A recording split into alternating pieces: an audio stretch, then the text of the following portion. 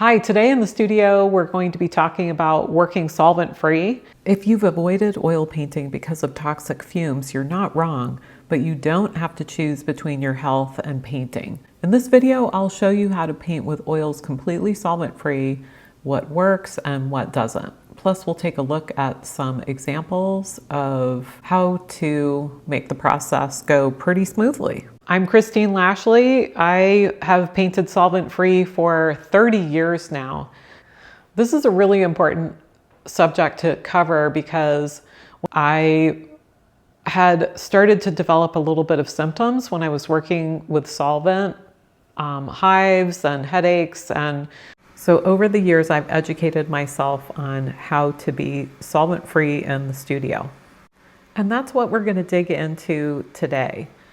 You might not have heard of water mixable oils, but I'm going to share with you how I use them and in which way. In this video, I'm going to share with you a step-by-step way that I incorporate water mixables with my traditional oils. I'll break down how water mixable oils actually work and a couple of tips to keep on track with them as you start to create. So let's get started with understanding how water mixable oils work. Water mixable oils are genuine oil paints. They're modified with an emulsifier, and that allows them to be thinned and cleaned with water instead of a traditional solvent like turpentine or odorless mineral spirits. There's many brands on the market, and I've tried a lot over the years. I mostly use Cobra, but there's other brands out there, and I've tried different ones over the years, and they all have their benefits. This is a painting I did over 20 years ago, and you can see the paint film is in really good shape, and there's no cracks whatsoever. It looks exactly like oil paint because that's what it is. So water mixable oil is true oil paint. It's not formulated with water. We just use water as a substitute for solvent. So now we know we can create an oil painting with just water mixable oil, but this is what my typical working studio taburet looks like. And we are not here to judge my paint organization skills, but you could see it's a mix of traditional oil and water mixable. Usually I keep the water mixable on the left and the traditional is mid and right. First, I'll talk about the water mixable paints and how to use them. And later in the video, we'll talk about how to intermix with traditional oil as well.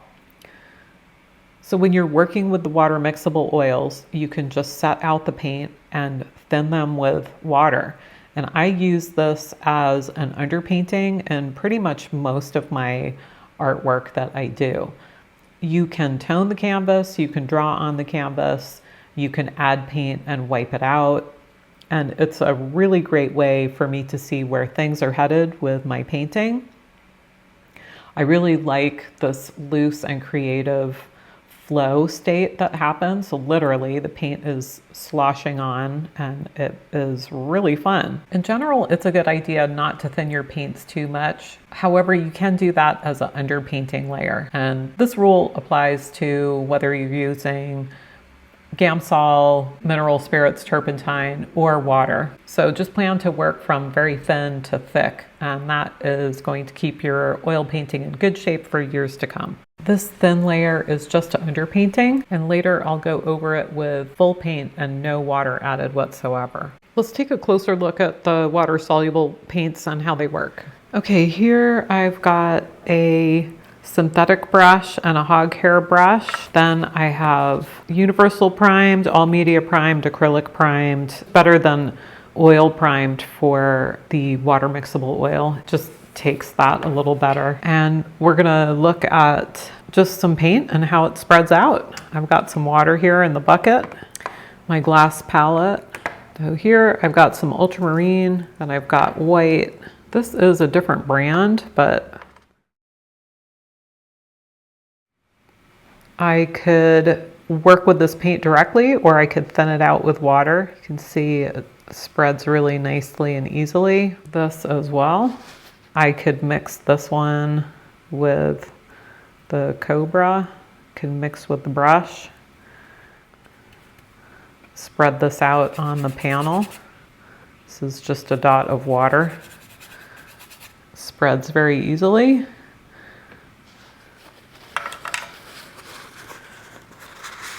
Can wipe back out, it's pretty handy, or just kind of smush it around.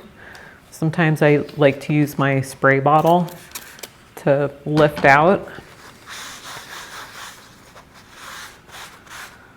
There we go. Some water mixable fun. Okay, so why did I put out this other brush? So this is a hog hair, and it's okay to use the paint directly with no water added, but we have to be careful when you add a dot of water. You'll see what happens next. If I dip this in water, technically it's going to work, but what ends up happening is the brush starts to get fat and unresponsive, and over time it's going to get kind of like a dish rag. It's not making a point here on this edge, and it's just getting fluffy, and it will just get more and more limp over time. Whereas this brush is wet and it's just retaining its shape really nicely. Has a nice edge to it. So this is the synthetic brush, and it's really nice to have a synthetic brush when you are working with your water mixable oil paint. Well, we've seen how the different brands can mix together and a little bit more about the paint application process. Next, I just want to draw some attention to the fact that when we have this milky layer, it's really kind of soupy.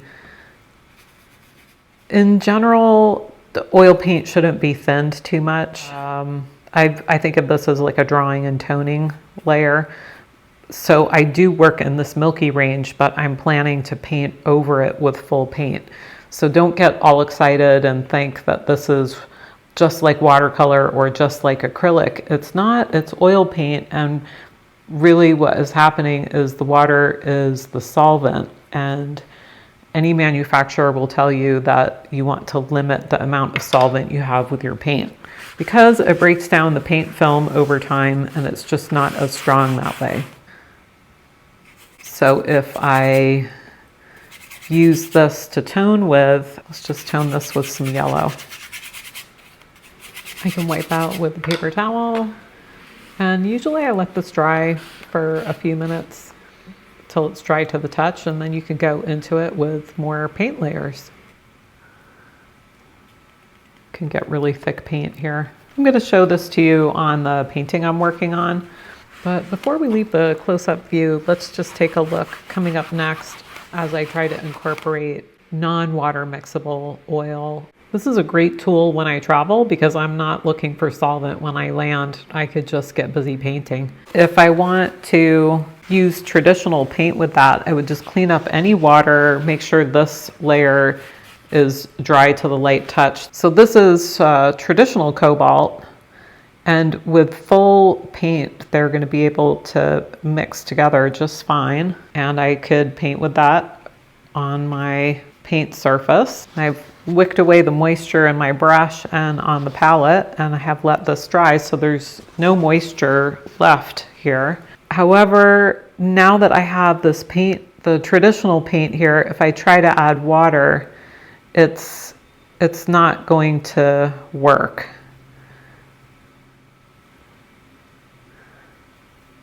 It's kind of going to break apart here.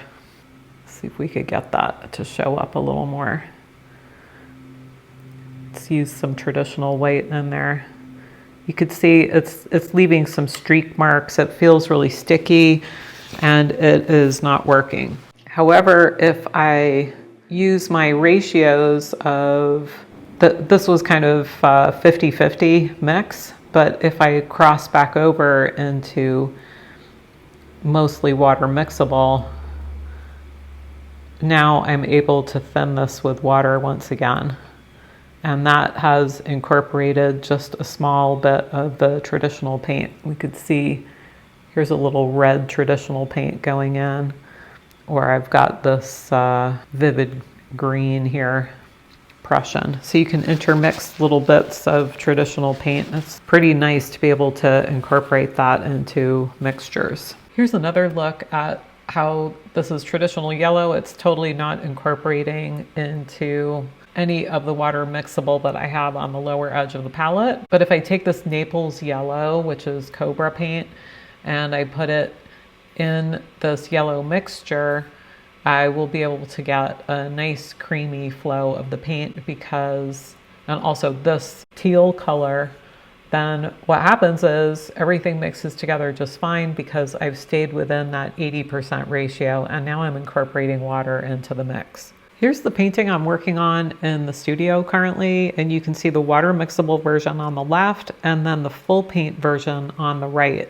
I'm going to show you a detail next of how I started to develop the church, and then we'll see that second stage with full paint after that. This is a 36 by 48 vertical painting, and here I have a close-up view of the church steeple. You can see the more finished intermediate stage of the painting on the left, and to the right is me working with a spray bottle and wiping out a lot with the towel. I like to have a lot of texture going, and when I'm thinking about how the painting actually gets developed, I do spend a lot of time in this push-pull aspect of the painting, making sure it's created with a good design, and also I'm paying a lot of attention to the lightness of the object and the darker tone of the sky. So I'm not thinking as much about the exact drawing. Usually I like to tighten that up with brush marks, but I'm spending a lot of time on the overall shape and the value. Next up is another close look at some of the paint that was used for creating these loose washes. And I worked kind of in the transparent oxide brown with a lot of the blue mixtures. I mostly am thinking about warms and cools, and I like to be working with a larger brush, sometimes a house brush, and you can just pick these up at the home store. And then I make sure I clean everything up in preparation for starting the main piles of paint for the painting. So no water whatsoever, even though you see it on the left. Ignore that. This is all full paint, and these are my primary mixtures for the church, the orange and the yellow for the church, and then the dark color for the sky. And I will put those swatches of color onto the canvas and see what type of matches that I have. You can see here, it's kind of a little bit in the dull stage, but it's going to get bright enough when I add my full paint in the next layer. So it's dried to the light touch. It's been drying overnight. And I am going to be going in with a knife with the brighter color on top, but it's going to match in value. And I like to just put the different swatches on the canvas and just mix it all around. I kind of like this mosaic feeling, and it feels really choppy at first, and the paint behind really looks dull. So especially with a big painting, I have to be careful not to go too bright, too fast.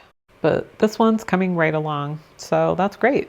I should note that some people that paint solvent-free use a lot of oil or medium. I really don't use much of that anymore. I used to use more walnut oil when I painted, but not anymore. Okay, well after this, it's time to clean up, and I wanted to show you how I deal with my brush and get that nice and clean, especially the water mixable paint. Any old paint should be taken away. I find that that dries faster, and it really can be bad for the brush. So I try to wash the brush after each large watery paint session.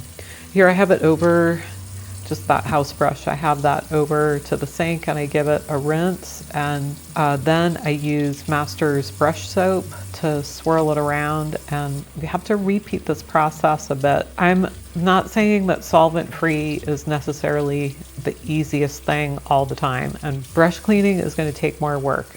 It requires a little elbow grease, but it's definitely safer when it comes to breathing toxic fumes and not having to store jars of solvent. If the brush is really dirty, then what I do is get a wire brush cleaner. This in fact, is not so great for the brush. But my thought process is I would rather have a solvent-free environment, and every now and again, if the brush cleaning process is tough on my brushes, I figure that's a price I'm willing to pay. What I do with my brushes that have traditional oil paint, or the smaller brushes, I just stick those in the freezer in between paint sessions. And if I'm painting every couple of days, or hopefully every day, they will just stay in the freezer, and then I take them out and then I put them back in when I'm done with the paint session.